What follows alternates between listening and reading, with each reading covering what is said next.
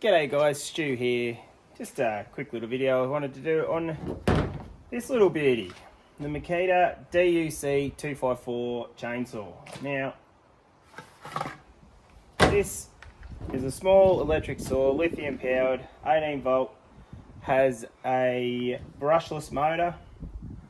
It's small but mighty. Great little bit of kit this if you want to prune in the garden. If you want to go camping, you want to take something that you don't need to take fuel for. Great little option. It's never going to cut a tree down or anything like that unless it's a very small tree.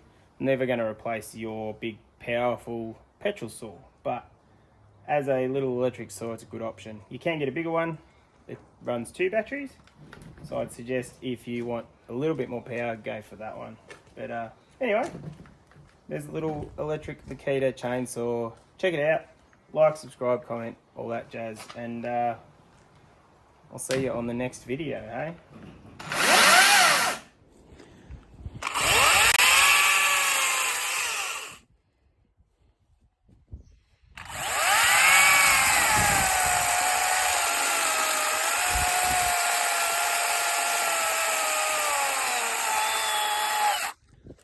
I think I've blunted the chain real bad.